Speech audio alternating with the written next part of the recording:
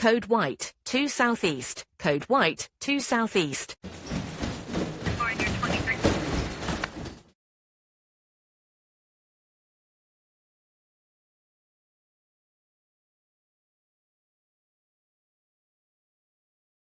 There's a program in New Brunswick called Family Supports for Children with Disabilities, which is... Okay. Both of your heads went different. So, Jen and I are known for not hiding our expressions. I think our heads turned at the same time, and she was like, It was like... Some dad are amazing. Yes. Some of them are amazing, and some of them are donors. Sperm donors. This is scary. Stop it. The fire department comes first. They always came first. You always say that, Jen. I told you. Say that, Jen. On numerous occasions, we had to give him CPR because he couldn't swallow food. Like, the look on a child's face before they have a seizure is the saddest thing I could ever describe in my entire life. Do That's nothing? unacceptable. You're going to tell a mom to do nothing? She was like, oh, you can't lay there. That's for patients. I was like, lady, I'm going to sit here and I'm going to hold my baby who hasn't woken up for the last 14 hours. Why do we have to fight so much for our kids? Why? Why? Hi guys, welcome back to Grippy Sock Talk. Today, Jen and I have another episode of Healing Out Loud. And today's going to be an episode of a courageous mother who opens up about her journey of raising children with health challenges, whether physical or mental. And her name is Kay. Hello. Hi, how are you? Good. Good. All right, well, We'll just jump right into it. Can you tell us a little bit about your children and their health conditions? Yeah, so I have a little boy. He's 6, and he has epilepsy. And right now, well, actually, we're waiting for results. He was just assessed for autism and ADHD, as well as some behavioral concerns that we have that we aren't sure if it was caused by the medication that he was on or if it was just something that developed over time because of life experiences. And then I have a little girl who is 7, and she has anxiety and autism. Oh, that's rough. that's so rough. I'm sorry. Oh my goodness. It's a challenge. She's so little, and like, I have anxiety myself. I have PTSD, and to see somebody at such a young age struggling with that is so difficult to manage it.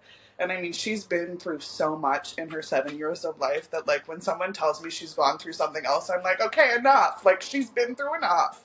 I feel that. I feel that in my bones. Like, I say the same thing about my son. He's been through too much in his 10 short years, but I can't even. That's hard. So, and you're a single mom? Yeah.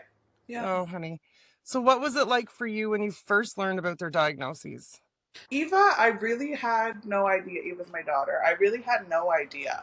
Like, we took her in, and I expressed some concerns about some behaviors she had, and then her pediatrician at the time was like, I think she may be on the autism spectrum. And I fought it so hard because, like, girls and boys are very different when it comes to an autism diagnosis. I was like, she's so social. Like, she loves everybody. And they were like, yeah, that's autism in girls. So, and it wasn't a bad thing. It wasn't like, I wasn't upset that she was diagnosed with autism. It was just hard to navigate that because I wasn't used to seeing autism in that way. The anxiety diagnosis was a little bit more difficult because she self-harmed, and I took her in right away, and I was like, I don't know what, like, this is not, she was 5 years old, and she broke a clock, like a glass clock in her room, and she used it to self-harm.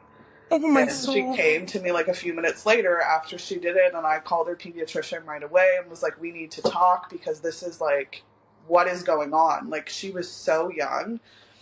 And I remember like trying to talk to people about it, and so many people were so judgmental, and I was like, it's nothing I did. Like, I did not cause her to deal with this.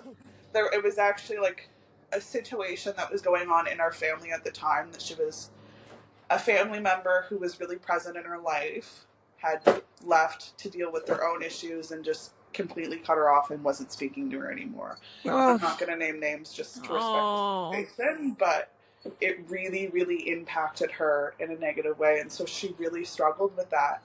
And it got to the point that, like, I had to remove any toys that were sharp, anything like that, because I was so scared that she would do it again.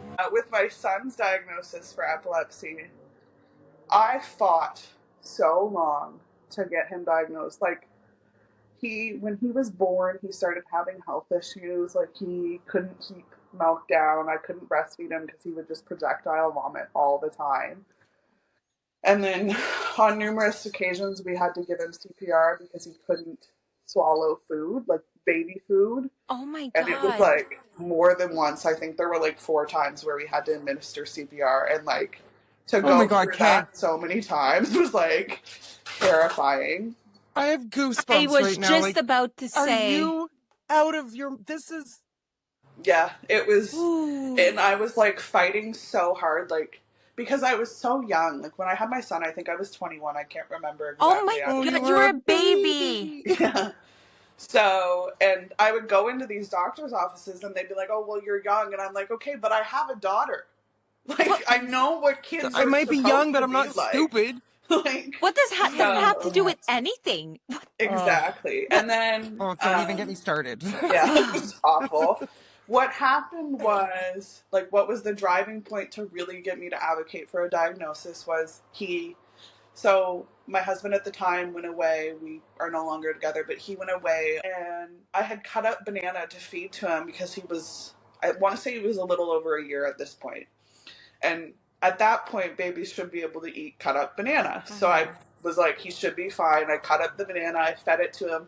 I turned around for a split second and turned back around, and he was choking. So I started to administer CPR, called 911. They came in, and the house wasn't perfect. Like, I'm not going to sit here and lie to you and be like, my life is perfect and amazing. It was a mess. And so they called CPS. No! And CPS called me and said, we want to talk to you about your son's ongoing medical issues. And I just about lost it, calmed myself down and was like, listen, I understand that you have a job to do, but I have been in doctor's offices every day since that baby was born, begging for help. And I left Quebec to come to Halifax to get him help at the IWK because nobody would listen to me in Quebec. We stayed in Quebec. He had multiple tests. They all came back fine. They, again, told me he was fine. We came to New Brunswick, and what was the driving point to get a diagnosis is we got an amazing pediatrician here who was wonderful. She's one of the best pediatricians. I'm not going to name names, but I love her to death. I know exactly who it is. I know exactly what you're talking about. I think it's the same pediatrician as mine. We'll discuss after. I know who she is. Yeah, she's amazing. She's wonderful. When I say that, everybody knows who I'm talking about. Oh, yeah. 100%. Yeah, so what happened was she sent a referral to a neurologist in St. John, and I don't necessarily agree with the way that he did his diagnosis, but I do understand why he did it that way. And essentially what happened was he asked me to record his seizures so they could see what was happening. Yeah. And he had one. I recorded it. The first one, he said, well, I'm not sure. It just looks like he's tired. And I said, okay, I'll try again. The second one I recorded, I sent to him, and in it, I was like calling his name. I was pushing on his, like, there's a pressure point right here, which a lot of times they'll say if you think he's having a seizure and you're not sure, it hurts. Sternal rub. It hurts. It's a sternal rub, yeah. And he wasn't reacting, so I sent it to him, and he said, that's a seizure. We know that that's a seizure. So at that point, he was diagnosed. It was really hard in the beginning because I didn't want to do it alone. Like, I was so scared of how I was going to navigate being a mother of another child, the 911 calls, and having to figure out where she was going to go and who she was going to go with, because at this point I was having a really hard time trusting people. And just navigating that all while also trying to be there for him and support him, because as much as people say he's 4, he doesn't understand. They do. Look on a child's face before they have a seizure is the saddest thing I could ever describe in my entire life. Like, they look so scared. It is so hard. Like, I want to be there for him, but I mean, most of the time he doesn't realize The one thing that I will say about Leo, and I don't know how common this is in most seizures, but I do know with him, he'll say he remembers me talking to him when he was having the seizure. Like, he remembers hearing my voice. And because I'll sit beside him and I'll rub his back and I'll say, it's okay, you're safe, we're going to get through this. So... You're such a good mom. Yes, you Thank are. you. It was really hard to navigate his diagnosis. Like, because... I don't know why, but a doctor, when he was first diagnosed, told me 2 things happen when a child has a seizure. Either they come out of it or they don't. Oh my God. Why they would say that to a parent is beyond me. But, you know, Did you now punch him that's in the all face? I Because think I about. would have. That's There's crazy. been so many situations that I'm like, are you stupid? Like, God, you have no sense of trauma-informed care whatsoever. Like, Oh my God. Jeez. but yeah, so dealing with that, I love him to death, and he was such an amazing little boy, but there are so many times where I think that my fear makes it harder for me to be his mom, because I'm so scared that he's gonna just drop one day. So you're like you became a helicopter mom. Oh, 100% Yeah. I did. And Yeah. I can't even blame you. How Yeah. can someone blame you? What does a typical day look like for you and your family? So I usually get them up around 7 o'clock when it's a school day so they can get on the bus. And we get up, we go for breakfast. Leo has to take his medication. So right now he takes 3 pills in the morning, which it's kind of sad to watch, because like, it's so normal for him. Like, I get up and I'm like, take your meds, bud. And he like pops them in and drinks the water and he's good. And I'm like, it shouldn't be normal. Like, No. I feel that. Yeah. Yeah. And then he gets dressed. Then they both get dressed. Then we usually brush Eva's hair. I have to turn a video on to brush Eva's hair. Like, she has to be able to use my phone or something because it's too much sensory for her. Yeah.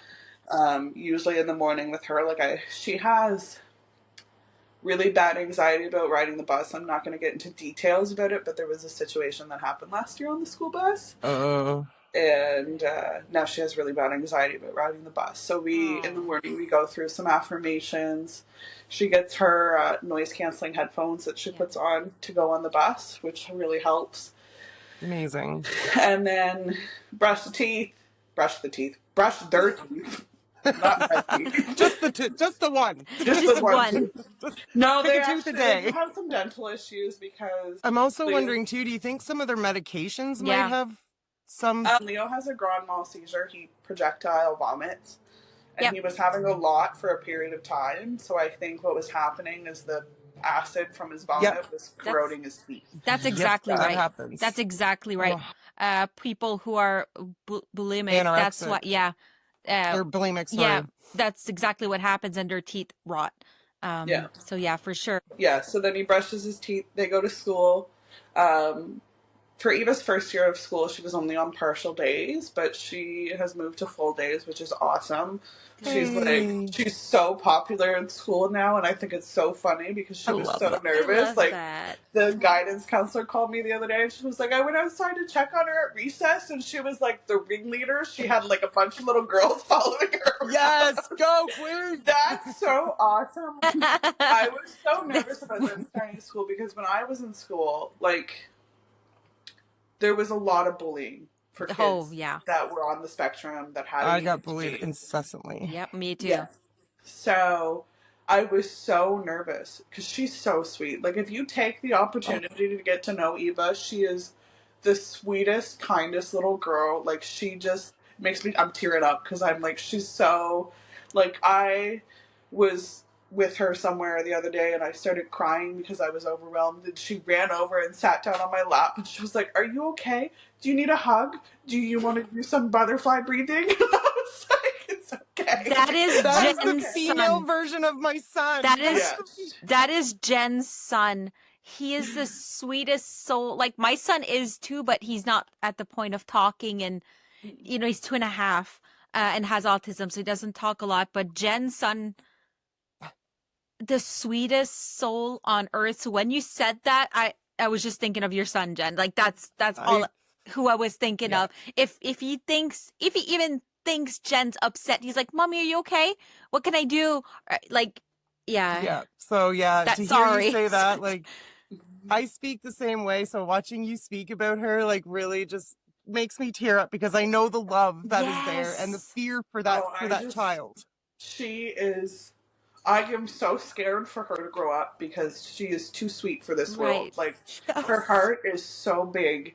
Oh, And I'm like, man, nobody hurt her because they're not going you're to like have me. to. Yeah. We're Like, gonna go to jail with smiles on our faces. anyways, back to what I was saying. So they go to school, they come home in the evenings. We have to be on a really strict routine because if Yep. not, it's chaos and nothing good. Yes. Mm-hmm. So from like 3 to 4, usually I check in their bags to see if there's homework. I mean, we've only been back for a week and a half, and they hadn't had homework for the last week and a half. So, No, that's great. so then they usually take like 3 to 4 to play. They have their tablets, so from 4 to 5, they get to hang out on their tablets while I make supper. We don't do bath night every night because Eva gets really bad anxiety about having her hair washed, and she has And it's not good for them. No, it's not good Yeah. for their skin. No, No, it's it's not. not. So, but yeah, she hates having her hair washed, and she has not learned how to wash her own hair yet. It's For the hard. longest time in my old apartment, I could put her on the counter and like wash her hair in the sink, which was a little bit easier. I don't have room on my counter anymore, so she's also too tall Right. for my counter now. Yeah. So Yeah. we do it in the bath. Usually I'll do it before she gets in. Like, I really let Eva's been through so much. So with Eva, it's like, are you comfortable with me washing your hair? Are you comfortable with me coming in the bathroom? Like, everything is in Eva's control. And she's it has to be 7? that way. Yeah. Right. So Yeah. So I think And it helps with her anxiety. Yes. It also helps with her learning to know that, like, she is in charge of how Yes. things go. She's in charge of her Yes. body. Mhm. Like, that is hers to decide. yeah. And if she doesn't want me in there, then I'm not going to go in there. No, like, I don't yeah. tell her how to wash her hair from the other side of the door, and if it's not perfect, get over it. I'm Yes, sorry. exactly. Exactly. So, Ugh. Yeah. yeah, every other night we do bath night. They pick out their own pajamas. Because of their separation anxiety, I read them 2 bedtime stories each, so it's like 4 stories every night, which can be, I read Green Eggs and Ham 20 times in the last 3 weeks. I'm telling you. It's My son, okay. I've read the same series of books. There's 9 in this series. I've read the same series 8 times. Oh, the other night I had to look at him because he picked Green Eggs and Ham up, and I was like, I'm not reading that tonight. Sorry. Mommy needs but a we are break. not doing it. So, yeah, but yeah, they get 2 bedtime stories each, and then usually, like, someone has to sit in the room with them until they fall asleep because of their anxiety. Yeah. They have a Yes. nightlight in there that, like, changes color that they can watch. Luckily, his seizures are, I don't know that they're not photosensitive, but, like, stuff that goes slowly doesn't bother him. I was just gonna say it's probably Right. not fast enough. Right.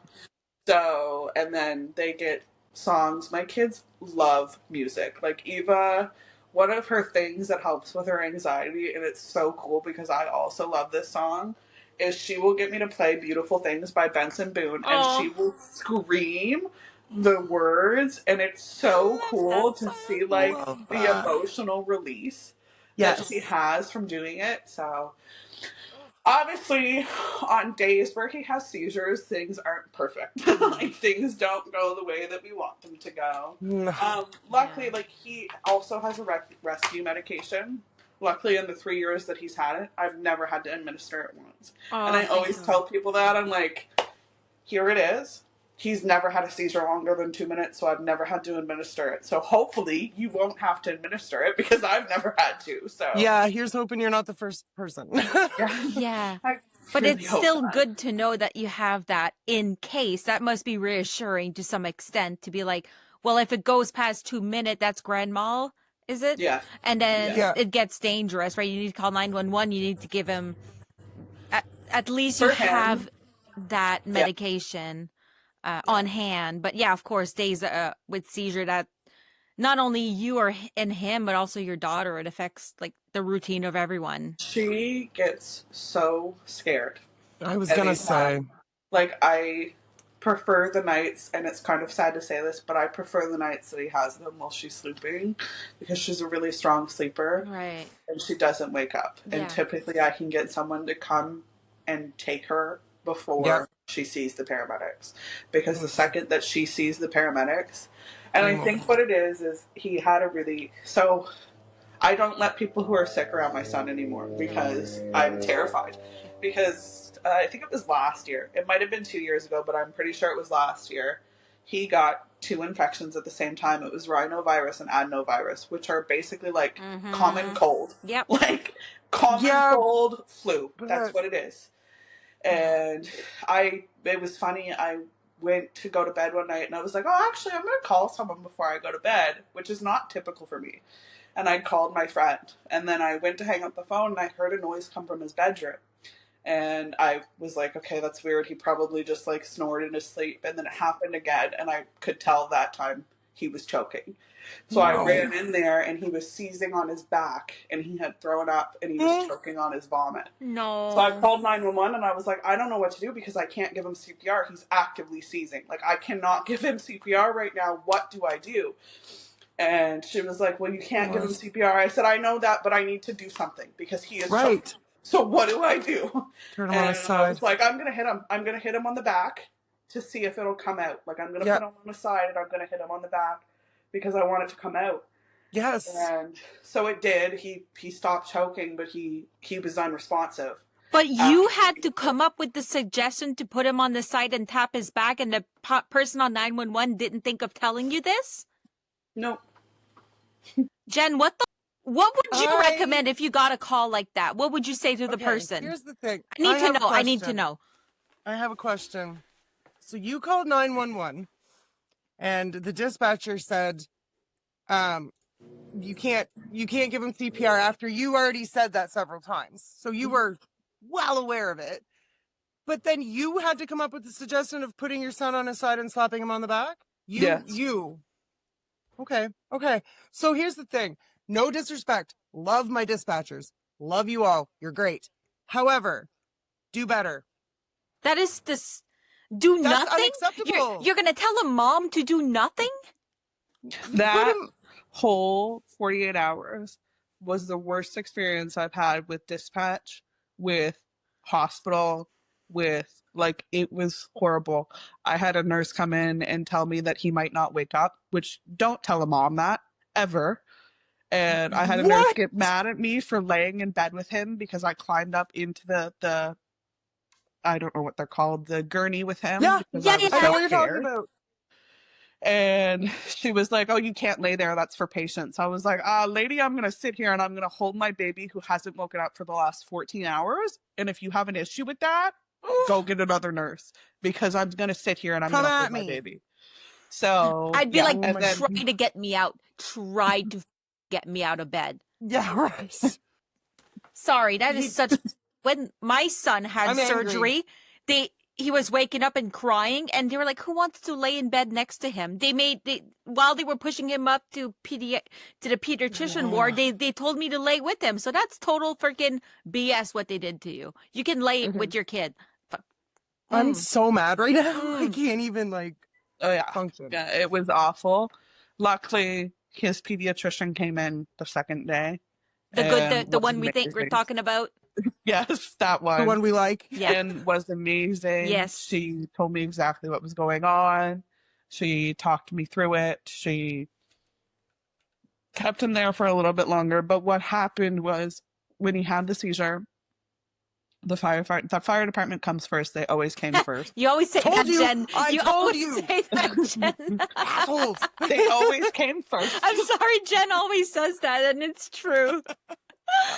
They always came first, which sometimes I didn't like enjoying, or I didn't like spending time with them as much as I like spending time with the paramedics.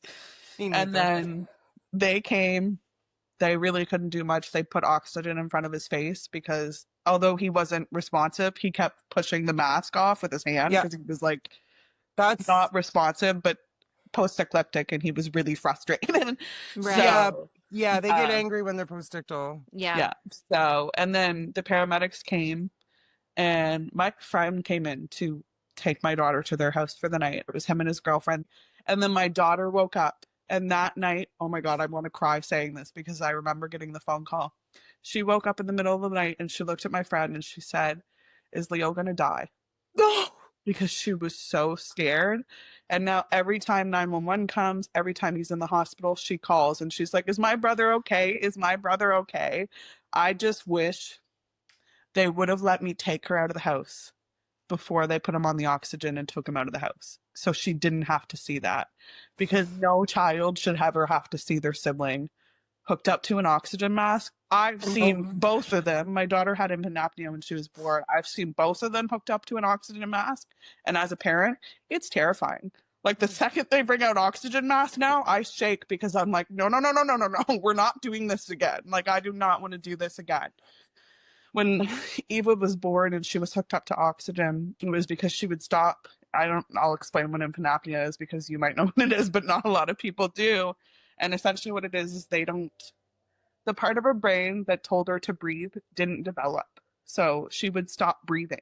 Oh. And so anyways, she was hooked up to oxygen when she was she was 5 days old. We had brought her home and had her home and took her back to the hospital. And it was the worst experience ever because it was like yesterday I was home with my daughter and now she's in the NICU hooked up to oxygen and she looked healthy.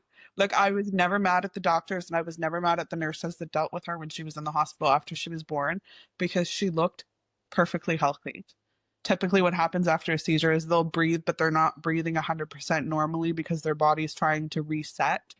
Having a child with epilepsy is it's so rewarding, but it is the most terrifying thing I've ever done in my entire life. Like, I have been through a lot in my 27 years of life, and being a mom of a child with an epilepsy is the hardest thing I've done because You're only 27? yeah. Yeah.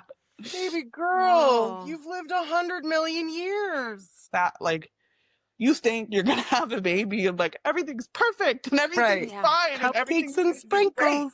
Yep. And it's now I'm navigating doctor's appointments and neurologists and pediatricians and psychologists and psychiatrists and counselors And that's exactly the next question is, how do you balance medical appointment treatments and try to maintain some normalcy for your kids?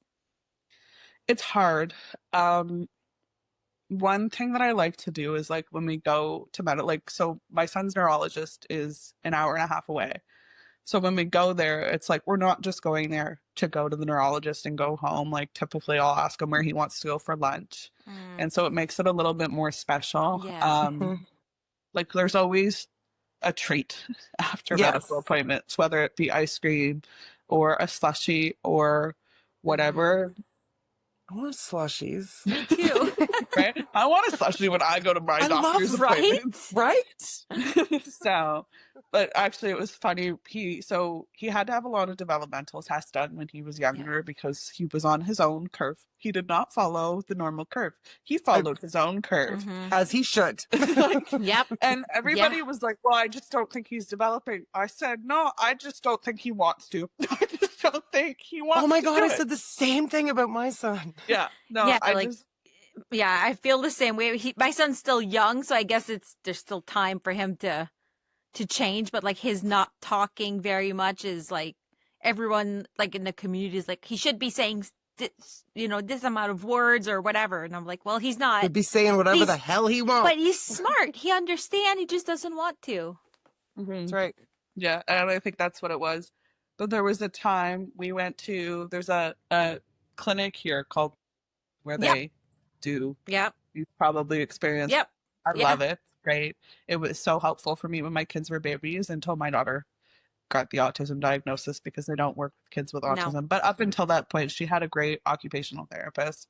Good. But he was there doing a developmental test one day and they were going through the book and the occupational therapist looked at him and said, "You're doing such a good job." And he couldn't really talk. He talked, but it was his own way. And so he looked up and all he said was, "I get French fries."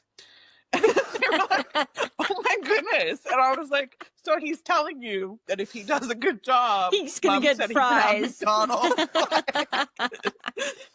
So That's amazing. it was so funny. Oh my God. Like I said, they're so effortlessly funny. Like, I love that. Yeah. unfortunately for Leo, like he has a lot of behavioral issues, and so I'll present that to people because it's like be prepared for the fact that like sometimes he lashes out Yeah. and he can get judgment sometimes, and it's so sad because like again, like if you just give him a chance, Yes. Yes. like let him. He won an award at a summer program this year for giving the best hugs. Like, Oh. so he always wants to snuggle people. He always wants to give people hugs. I Like love it's his. that. He'll walk up to people and he'll be like, "Can I have a hug?" Oh my God, that He's is so my sweet. son. And maybe I'm a bad parent, but sometimes I don't correct the things he said. Like instead of saying, "What did you say?" He'll look at me and be like, "What you said?" And I'm like, "I'm not correcting I'm that not 'cause I love correcting that." that. Like, I'm That's gonna cute. use that.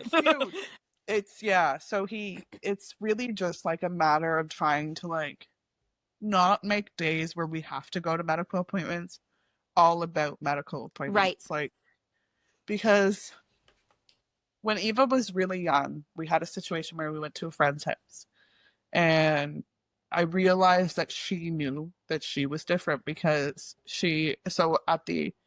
around the end, she went over to the light switch and she was flicking the light switch on and off and looking at the wall. And that was one thing that I noticed she would do when she would get anxious, is she would go over to the light switch and she'd flick it on and off. And so I went over and I was like, "Are you ready to go?" And she was like, "Yeah, I want to go home." And I was like, "Okay." And then her friends were like, "Well, why don't you stay the night?" She was like, "No, I want to go home." Right. Yeah. Yeah. And my ex-husband at the time came to pick us up and he was driving home.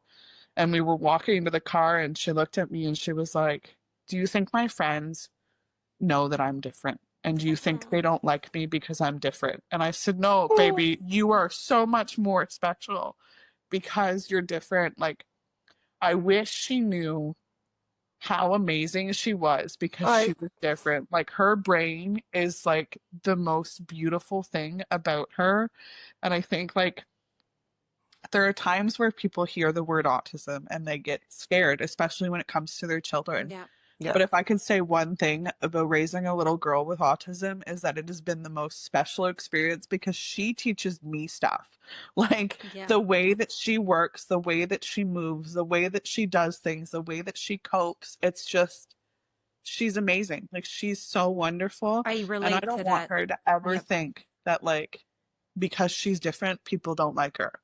Because I- people like her because she's special. Like, this little girl, when she was in foster care, she had a notebook that they bought her, and this is going to make me tear up. She came home, and I thought these kids were going to be so mad at me because they were in care. Like, I thought that they were going to come home and they were going to hate me. And she gives me this notebook. And she says, "Mommy, read this." And it's, the first page is to mom. The second page is, "I love my mom." The third page is, "I have the best mom." Like, it was a notebook about how much she loved me and how amazing she thought I was. And it was just like, I got so much judgment from people for them being in care. And she Dude. never stopped loving me. Like, there was never a moment that she doubted my capacity to be a good mother. And it made me feel so much better, because when you go through that, when you go through a moment where you don't have your kids or where you can't be there for your kids, you feel awful. Like, Yeah. it drains the life out of you. And to know that she never looked at me differently for that Yep. was the best feeling in the world. So I need to say one thing. Okay? The love that pours out of you for Mhm. those children is absolutely heartwarming. I love watching you Yep. speak about them, because as difficult as I know this is for you, the glow that you Yes. have when talking about your kids, man, it's a beautiful thing. And anyone who ever questions your love or anything for those children needs to be punched right square in the face, Yep. because you are doing an amazing job and you're an amazing mother. And don't ever let anyone tell you differently. Thank you. Because I had somebody say to me once, they were like, "Why don't you stop talking about your kids when somebody brings them up?" And I was like, "You know what? Don't bring up my kids, because I will take any opportunity to talk about my kids, and I will not shut up about my kids, because No, they are Don't ever. so The way you Use my the language. way you passionately talk, Amazing. I just the way Ugh. you passionately talk about them, I love it, and I relate to a couple of them, like the not being there, me being in a psych ward when he was a baby, but I know he won't remember it, but I still beat myself up for it. Right. Like it's, yeah, it's hard, but when I came home, he still looked at me like I was mom. You Because know, yeah. like they always know, like it's the adults that are the problem, not the kids. Yeah. It's literally the Exactly. adults.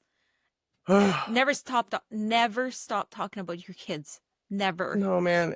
And don't, you know what? People who question you, you don't need that negativity in your life. No. Goodbye. You glow. You glow when you Oh, say your yeah. kid's name, and Yeah. I feel the same. Like, and I know Jen feels the same too. Like, Yeah.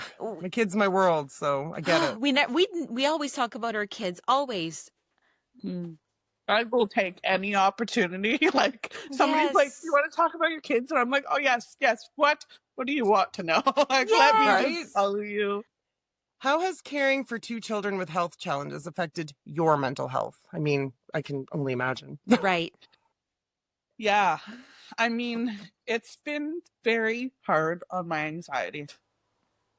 So scared that like he's gonna go to school and have a seizure, and what if something happens and I'm not right there, Yeah. or she's gonna have a panic attack and nobody's gonna know how to help her. Like it's this constant like battle between me and myself of like I am not God and I can't save them. Like this is No. the way that the universe worked. And, for the longest time in the beginning, I had a really hard time with like, why is this happening to me? Why am I going through this? Yeah. First of all, it's not about me, it's about them. And why not? Like, why can't I deal with this? What is preventing me from dealing with this? And there was nothing. Like, I am so glad I get to be their mom. Like, of all the things I've experienced, being their mom is the most amazing thing. Like, I'm not going to sit here and say it's perfect. Like, I deal with anxiety. Killing me. I deal with the depression. Like, there are so many days where I don't feel like I'm doing enough because, like, All the time for me. what? Yep. Were we Why can't I separated do at more? birth? Yeah. Like, it's hard to convince myself that I'm doing okay most of the time because of their struggles. Like, I want to be able to do more. I want to be able to take their pain away. I would like to be able to magically wave a wand around and make his seizures just go away. Yeah. And it's a hard realization to realize that I do not have magic powers and I cannot make everything perfect. And the question of what if I'm not doing enough is like the biggest struggle that I have. Like Yeah. the time that people say you're doing good or you're doing okay mean the world to me because of how many times in a day I sit there and go, I'm not doing enough. I'm not doing good enough. I could be doing better. And like But I've even had social workers look at me and say, you're doing everything you need to be yes. doing. And it doesn't feel like enough still. Well, Like, so I get that. struggle with that too, that I feel like I don't Yeah. do enough. I'm not enough. And Jen can attest to that, of me talking like that about myself. And what someone told me, actually different people have told me, is that the fact that you worry so much about being a good mom means you are a good mom. Because if you Yep. didn't worry about being a good mom, then you wouldn't be a good mom. mm-hmm. So the fact that you worry is a good sign. It means you care. Mm-hmm. And you are a good mom. We Yeah, always want to do more. We always you. want to be able to give them everything. It's not the reality. We can't. And we want to keep them in a bubble. Jen told me that the other day. She wanted to keep her son in a bubble forever. And she's like, I can't. Like, Because I can't beat up kids when they hurt him. I can't Right. do it. I know. Until they're 18. I So, said yes. the same thing. Actually, not about other kids. I was in college a couple years ago. I dropped out, but anyways, I tried to go to college, and I went to school one day, and I had a bunch of little bruises because my son was having some difficulties the night before, and he lashed out and got physical. Yeah. And my friend was like, "How do you deal with that? What do you do?" And I was like, "Well, you can't hit them back. That's Right. illegal." Like, And she was like, "Oh my God." And I was like, "I wouldn't actually, like, I've never actually thought about doing Oh that. my- It just seems funny No. in my head." I See, and would- this is the thing. Not everybody understands that humor because I say stuff like that too, and people look at me. I'm like, "Oh, right, okay, you're not morbid like me. Let's revamp this comment here, okay?" It's because I get it. You're like, "No, you can't hit him back." It's like I joked about my sister never had kids because my sister had like 7 dogs at one time. Oh, My sister never had kids because we used to joke that you can't put kids in a kennel, and certain people would be around us and they'd be like, "Your sister puts kids," and I was like, do you hear No. what's coming out of your mouth? Like, it's funny. So I get what you're saying, but yeah. I made a joke to my friend one day because I didn't say this, but my son has an epileptic allergy to carrots, and my daughter also has allergies. Or Oh my not God. epileptic, anaphylactic. I knew what you Yeah, meant. I knew yeah, what you yeah. meant. Anyways, and my daughter carrots, has, wow. weirdest allergy. Everybody's always like, Yeah. what? And I'm like, yeah, it's weird. Anyways, my daughter also has really bad allergies, and she got a bug bite one day and her whole back of her leg swelled up. So I took her Oh. into the pharmacy. Well, she was like 2 years old and she had broke out in a rash because they gave her penicillin, which I've since learned is not necessarily an allergy and can be common in kids to break out in a rash after being given penicillin. Yep. And they gave her Benadryl at the hospital and she threw up. So they thought that she also had a Benadryl allergy.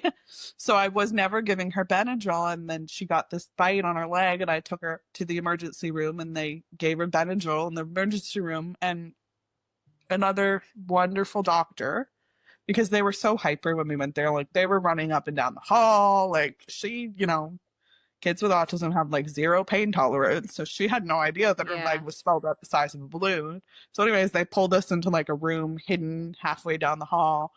And he came in and he was like, "We're going to try Benadryl and see how she does because this is the best place to give it to her." And I was like, "Okay, whatever." So they gave her some Benadryl.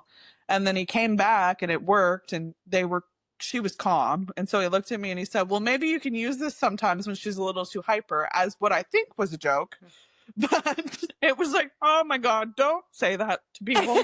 Do not say that to people. So anyway, I had friends over one night and one of the people that were there, I'd never met them before because it was a friend of mine's mutual friend. And the kids wouldn't go to sleep. And she knew the story about this. And Yeah. I looked up and said, "Well, maybe I'll just give them a little Benadryl." And I went inside and gave them a glass of water.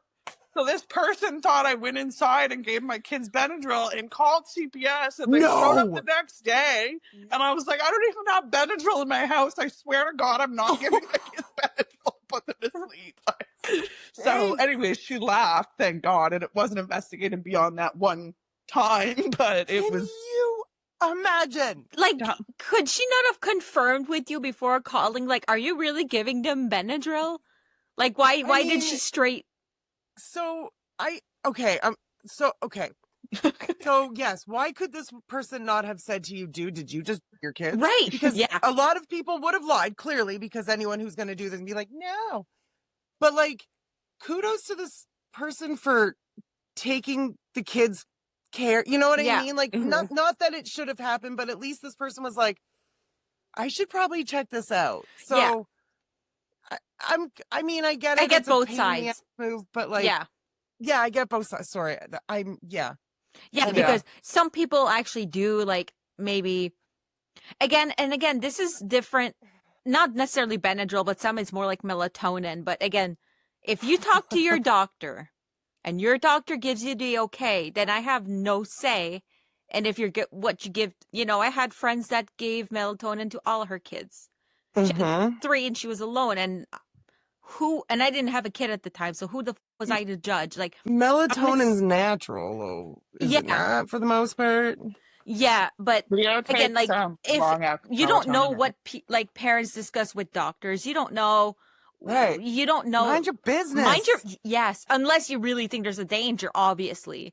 But like, yeah, yeah, well, I mean, mind your business is anyway. probably the biggest thing Mind that I your want to business. tell people. I'm glad, like, they had the kids' best interests at That's- heart. that's You know, what they I'm were saying. probably looking Yeah. for their safety. But Yeah. no, I do not drug my kids to put them. I don't doubt Leo it. is prescribed long-acting melatonin because he won't sleep without it. Yep. See, it's but- fine. Dude, like, yeah. Do you hear that, everybody? Don't your kids. Don't Yeah, your don't kid, do that. unless the doctor prescribes. Like if unless they it's do, mind your own medication. business. Yeah. Do you ever feel guilty about not being able to give yourself some time? I mean, what parent doesn't? But Right. like, it would be hard as a single mom. Yeah. Yeah. Ooh. Yeah, I have a really hard time trusting people to watch my kids. There's a program in New Brunswick that not a lot of people know about, but there's a program in New Brunswick called Family Supports for Children with Disabilities, which is okay. Both your hands with this way. So, Jen and I are known for not hiding our expressions. I think our heads turned at the same time, They and she did. was like, It was "What's like happening?" the same in unison. So basically, what this program is like it covers. So they're covered for respite. For the longest time, Eva was not potty trained because she just Yeah. didn't understand. Yeah. Right. So they cover her diapers. They cover medical expenses. They cover travel.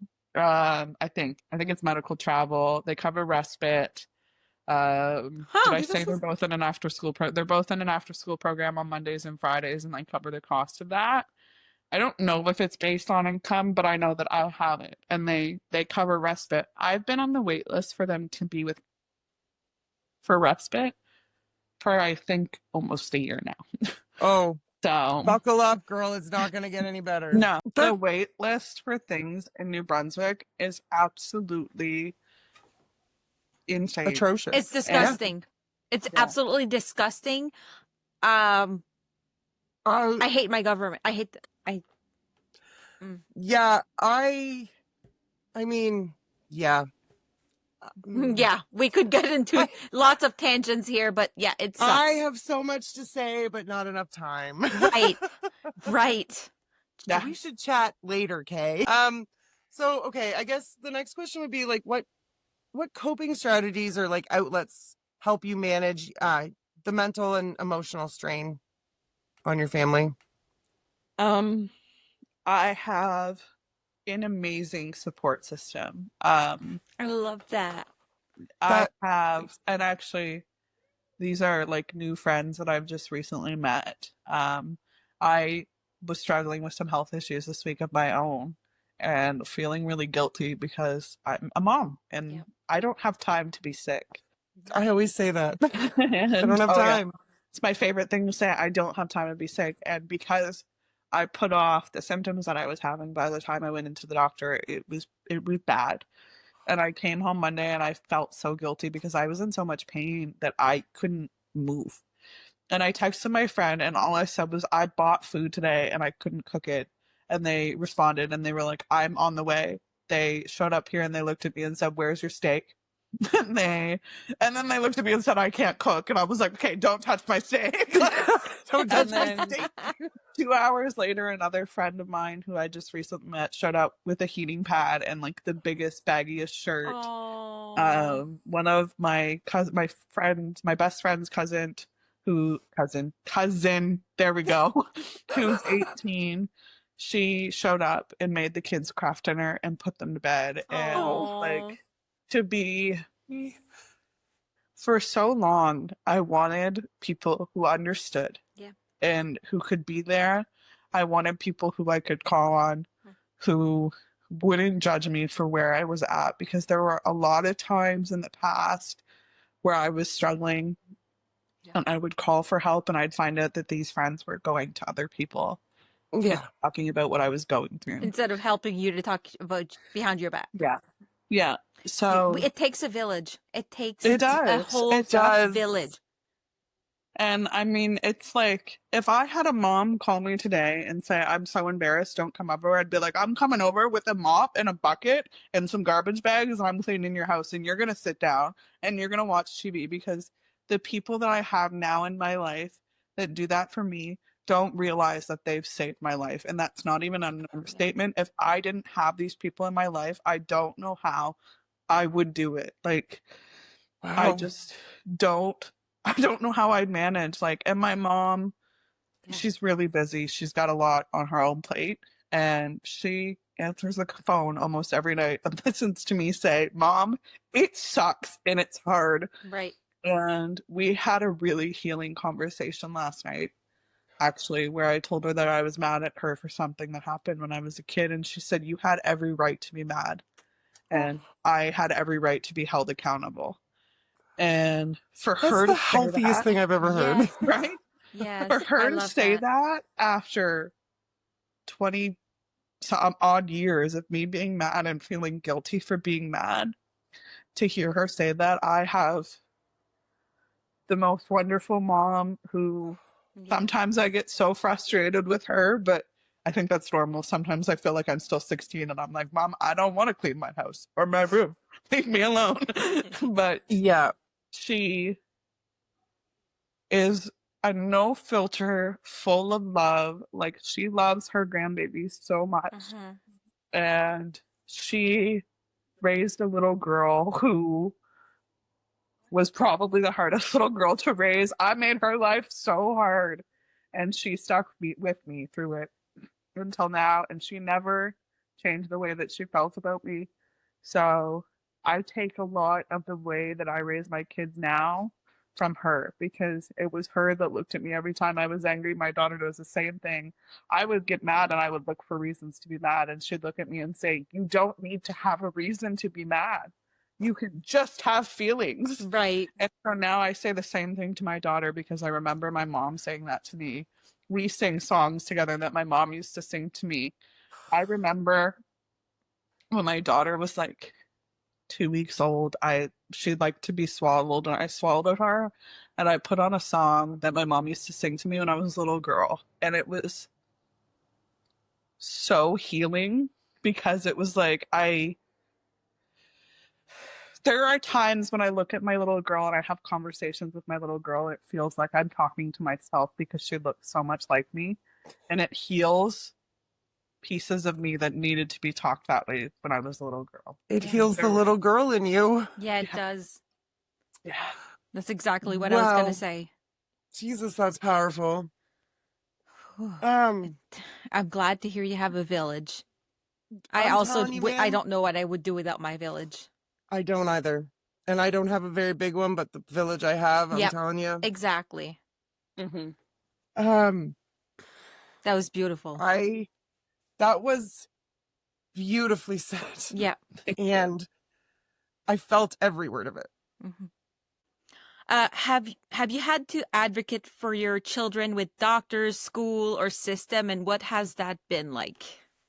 Literally all the time. But the pediatrician that I deal with, they found a way to bring him out of the post-ictal stage when he was going to the hospital by giving him an IV of a certain medication. Oh. And we would go, and now when I go, I just say, give him this, because it Yeah. works. It works. Like, Right. so, and I mean, I've had people fight me on it, and it's like, okay, but I know it works because we've done it. Look at his file. Like, That's the thing. You're his mother. Like, And I hate she it. is his pediatrician?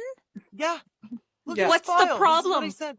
yeah. There's no communication, and it pisses me off to no end, because your pediatrician can write in his file that this and this and this and this and this works. You take him to emerge, and the doctor's like, oh, that's his file. Pfft, who needs that? But with him, a lot of it is like how to manage his seizures with people who are coming into our life, explaining to them like what you're supposed to do, with them being like, well, first aid says this, and me being like, okay, well, first aid might say that, but I know what works for my child.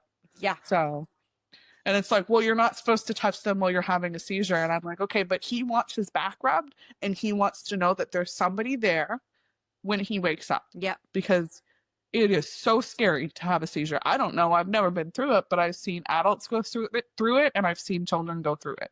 And like I said before, the scariest thing is the look on their face when they know they're about to have a seizure. That is Like, it's so sad to see the look on their face. And there's been times where he looks at me and says, "Mommy, I'm scared. I don't feel well." No. Oh, God. Like, I can't, like, Rips sometimes the I heart have to rate out of walk your away chest. because it's like, There's I'm sorry, there's no way my hands are, you're not putting your hand in his mouth.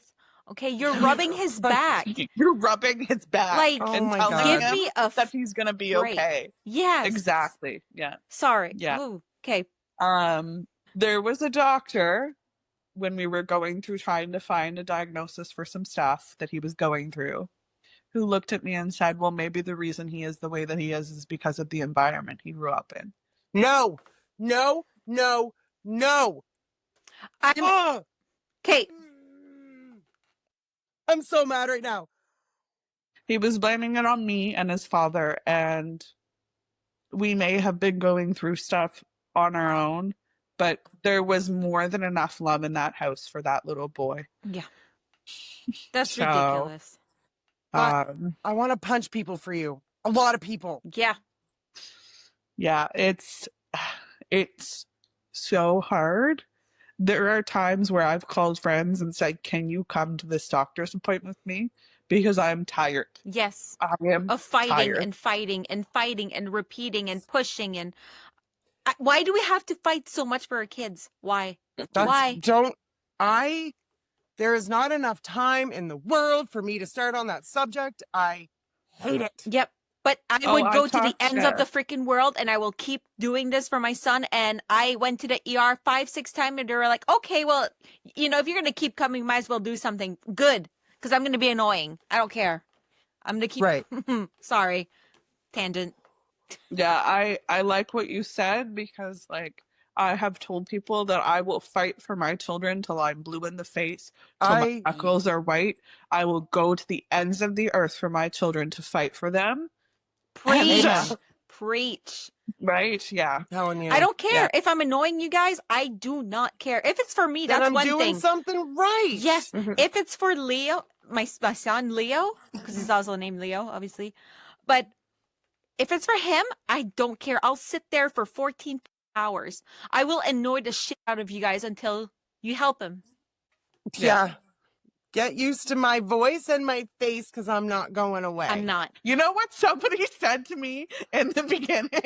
I'm not going to name names for that. Is sometimes you have to call every single day and annoy them until they take you seriously. Want to know And, what? My mom said the same thing and I'm proud of it. Yeah. And I did. I got on the the nerve of the secretary of an ENT. I got on her nerve and like I would call all the time, like pushing and pushing, and I got on her nerves and I was like, I don't care. Not I sorry. don't care. My child is ill. yes. Fix it. I got on so many people's nerves and I was just like, I don't care. I'm calling and I'm calling and I'm going and I'm gonna You show up have like to. but have to. it's just the why that pisses me off. Why do we have to? Mhm. That like Right. if it's for me, that's one thing, but if it's for my child, I'm gonna No. be the most annoying person on earth until you help him. Yeah. I Yeah. don't care. My son, he had a seizure, and we had a paramedic come in, and he was post-ictal, and we packed a bag, and the paramedic looked at me and said, "Okay, you grab the bag, I'll grab him." And I said, "No, I wouldn't No. advise that." And he was like, "No, it'll be fine." And I said, "No, I promise you, I would not advise that. It's not gonna be fine." Won't be fine. And he was like, "You grab the bag, I'll grab him. It's okay." So he went to pick him up, and my son hauled off and punched him in the mouth. And I said, Yes, "Okay, he did. so I'll grab him now. How about you grab the bag?" Like, because that obviously didn't work. But anyways, I picked him up, took him outside. But it You was warn like, him. If I'm saying, like, That's it. That's it, though. That's it. And that's the one. Yeah. Like, just listen to the parents. Your kids. Yep. with my daughter, it's mostly been advocating in the school system. Oh, I've Can't had even imagine. to go into district office about situations and talk to The higher ups. the higher ups. I can't think of the name right now because I just can't. And I could think of a few names because I've spoken to them as well. yeah, yeah, it's mostly the schools with her. Um, it's sometimes things aren't heard. And I'm not going to name which schools. Luckily, we've dealt with 3 schools, so nobody's going to be able to guess which one I'm talking Right, about. that's true. It's hard to, some people don't take her seriously. I was just going to ask about that. I do have a quick side question and I apologize. Okay. Where she's so young, I was just going to ask, it must be so hard for you to try to advocate for her too, because of the stigma on her struggles at such a young age. People are like, she's only 7. There's no way. You know what I mean? So I can't even imagine what you must go through to try to explain to people that these issues that this poor little girl is having are legit. Yeah. So that's probably... She is so good at masking. And That's it is sad. a fucking curse. She will go to school and she can mask so well. And I've had so many situations where I've called the school and said, why did you put her in that situation? Because she came home and she cried for 3 hours. And they were like, well, she's fine at school. Yes, because kids with autism know how to mask. No, but there's also cues that I'm sense. sure that they can pick up on. You know, there might not be like big, bright, blinking cues, but there's subtle cues, I'm sure, that she portrays that someone who's been around her for any length of time could probably pick up on. These people are not helping, but it's not even their fault 100% of the time either, because a lot of the times they're not educated in it. So it's a vicious circle, really. No, I think in talking about supports, not only are parents given enough supports, but they need to train staff at the schools more. I was so blessed with my son's kindergarten teacher because I told her that he had epilepsy and she went and took courses. See? Know how to deal with Take it. notes from that person. Yes, be like that person. Be like that That's person. Awesome. Well, see, there are good people in the have world. to do that. The school should be the one paying for these teachers and educational assistants and support staff. What a shame that person had to pay for it, but good on them. Karma will do them good. That teacher deserves all the good things. Amazing. My son they're back at one of the schools they went to before because we moved back into the area. And she saw my son actually, it was so funny. My daughter's grade 1 teacher saw her and they arms out, ran into each other's arms. It was so sweet. And then my son's kindergarten teacher saw him and it was big hugs. They were so happy to see them. And it makes my heart warm because I know how sweet my kids are based on that reaction. Right? Oh, exactly. Yeah. I love it. So do you feel there are enough, I guess that, I don't know if it's been answered, but do you feel there are enough resources available for parents in your situation? No, and there's not. People don't talk about it enough. Nope. The only reason I know about family supports for children with disabilities is because CPS was involved in my life. And do you know what? Okay. I have a child with a disability and I didn't know that. Jen didn't know that. You said that and my mind just went, what? Can I have a contact for that? I don't know. Maybe I'll need it later. Message me some info. Yeah, for real. For real. I real. want to know because, he's still young, but what if I need it later? I might as well put his name on now because it's going to take 5 years before I get a call. So, yeah, sorry. Yeah. But no. Not. Asking you that question, I'm like, no, I'm going to answer for you. Yeah, really. No, I don't think there is. I think there needs to be more support groups for parents to talk to other parents. I think that people need to know that you are not alone. I'm getting all weepy about this one too. Okay. It's okay. It was so lonesome. It was the hardest thing I've ever been through because nobody talks about it. No one. No. And it's not that we don't want to, it's that nobody talks about it. So nobody wants to talk about it because nobody knows that there are other people who are experiencing this. And I Right. hope you know that you coming on the show and sharing your story, you are helping another mother, if not more than one. If even if you just help one mom, I hope Then you you've know done that. something right. Yes, I hope you know that. Just you sharing your story is helping people. Or it could be a single dad too, right? I can't leave the dads out. Some dad are amazing. Yes. Some of them are amazing, and some of them are Sperm donors. donors. This is scary. Stop it. Jen, The way the head moves and the words come out Jen at the and same I, time. we're connected on like a There's a parallel. I spiritual don't know. connection here. There is. Funny thing is that we just met not that long ago. But it's like we've known each other forever. Yeah, it's crazy, our connection. Like, I feel like if you were to have a mental breakdown, I would know. And I'd be like, I have to text her. There's something going on. Like, it's crazy yeah. If people watching this could take away one message about what it's like to raise children with health issues, what would it be? I think, like I said earlier, you're not alone. Like, there are so many people who understand and talk about it.